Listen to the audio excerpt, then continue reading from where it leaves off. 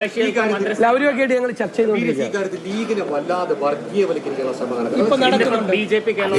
അല്ല, തെരഞ്ഞെടുപ്പ് കാലത്ത്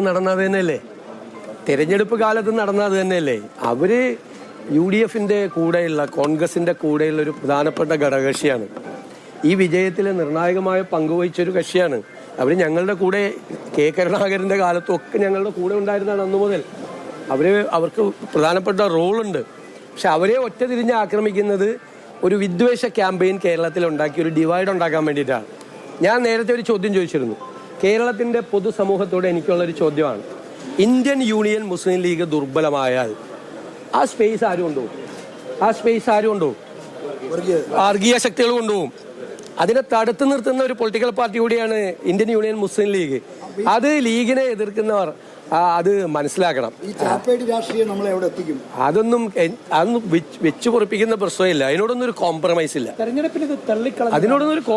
ഇല്ല. വിദ്വേഷ പ്രചരണത്തിനെതിരായിട്ട് ഒരു കോംപ്രമൈസും ഇല്ല. സെക്യുലർ നിലപാടിന്, മതേതര നിലപാടിന് ഒരു കോംപ്രമൈസും ഇല്ല. തെരഞ്ഞെടുപ്പ് കാലത്ത് കോംപ്രമൈസ് ചെയ്തിട്ടില്ല, പിന്നെ ഇനി തെരഞ്ഞെടുപ്പ് കഴിഞ്ഞിട്ട് കോംപ്രമൈസ് ചെയ്യാൻ പോണ ഒരു കോംപ്രമൈസും ഇല്ല. കേരളത്തെ ഭിന്നിപ്പിക്കാൻ സമ്മതിക്കില്ല. വരാനിരിക്കുന്ന തലമുറകൾ സൗഹാർദ്ദത്തോടു കൂടി, നമ്മുടെ മക്കളും കൊച്ചുമക്കളും സൗഹാർദ്ദത്തോടു കൂടി ജീവിക്കുന്ന ഒരു കേരളം, അത് തകർക്കാൻ ഒരു ശക്തിയെ സമ്മതിക്കില്ല. എന്തു വില കൊടുത്ത് അതിനെ എതിർക്കും. അല്ല, അവരത് പറയരുതെന്നാണ് എൻ്റെ വിനയപൂർവ്വമായ അഭ്യർത്ഥന. എന്നെ വ്യക്തിപരമായി പറഞ്ഞു, വ്യക്തിപരമായി എന്നെ ഇഷ്ടമില്ലെങ്കിൽ പറഞ്ഞു. എന്നോട് എല്ലാവർക്കും ഇഷ്ടം ഉണ്ടാവണമെന്നില്ല, അനിഷ്ടം ഉണ്ടാവും. ചിലപ്പോൾ എൻ്റെ സ്വഭാവം ഇഷ്ടമല്ലായിരിക്കും. ഞാനത് കറക്റ്റ് ചെയ്യാം. പക്ഷേ വർഗീയത പറയരുത്. ബിജെപിയുടെ ഔദ്യോഗിക പേജ് വന്നിരിക്കുന്നത് അങ്ങേ മുഖ്യമന്ത്രിയാക്കിയത് പാണക്കാട് എന്ന് പറഞ്ഞൊരു ചിത്രം ഉൾപ്പെടെയാണ്. ബിജെപിയുടെ പരിപാടി എന്താണ്? വിദ്വേഷ പ്രചരണമാണ്.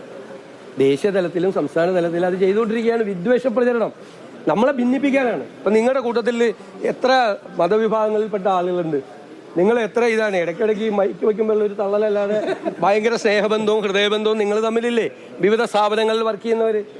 അതിലൊരു ഭിന്നിപ്പുണ്ടായാലോ ഒന്ന് സങ്കല്പിച്ചു നോക്ക്. എനിക്ക് ഇമാജിൻ ചെയ്യാൻ പോലും പറ്റില്ല.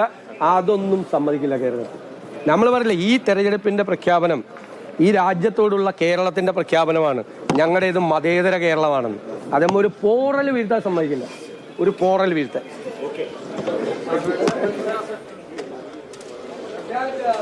വളരെ കൃത്യമായ നിലപാട് അദ്ദേഹം പറഞ്ഞിരിക്കുകയാണ്. ഇന്നലെ തൊട്ട് ആരംഭിച്ച ലീഗിനെതിരെയുള്ള വർഗീയ പ്രചാരണങ്ങൾ അത് തെരഞ്ഞെടുപ്പ് കാലത്തും ഉണ്ടായിരുന്നതാണ്. തെരഞ്ഞെടുപ്പ് കാലത്ത് അത് വകവെച്ചിട്ടില്ല. ഇനിയിപ്പോൾ തെരഞ്ഞെടുപ്പ് കഴിഞ്ഞാലും അത് വകവെച്ചു കൊടുക്കില്ല, അംഗീകരിക്കില്ല. മുസ്ലിം ലീഗ് എന്നത് UDFന്റെ ഏറ്റവും പ്രധാനപ്പെട്ട ഘടക കക്ഷിയാണ്. അതുകൊണ്ട് തന്നെ അവരെ ഒറ്റപ്പെടുത്തി ആക്രമിക്കാനുള്ള ഒരു ശ്രമവും അംഗീകരിക്കില്ല എന്നാണ് അദ്ദേഹം പറഞ്ഞത്. നിർണായകമായ ചർച്ചകളിലേക്ക് ഇന്ന് കടക്കുകയാണ്. UDF യോഗം ചേരുന്നുണ്ട്. മന്ത്രിസഭാ രൂപീകരണ ചർച്ചകൾ വളരെ സജീവമായി തന്നെ ഇന്നത്തെ ദിവസം നടക്കും.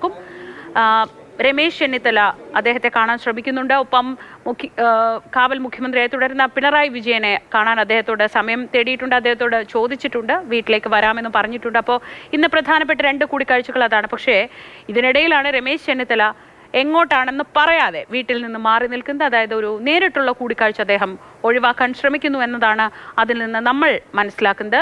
VD സതീശൻ അദ്ദേഹത്തോട് ചോദിക്കാൻ ഒരുപാട് ചോദ്യങ്ങളുണ്ട് മാധ്യമപ്രവർത്തകർക്ക്. പക്ഷേ ഈ ചോദ്യങ്ങളെയൊക്കെ നല്ലവണ്ണം നേരിട്ട് പരിചയമുള്ള ആളാണ് കേരളത്തിന്റെ നിയുക്ത മുഖ്യമന്ത്രി VD സതീശൻ.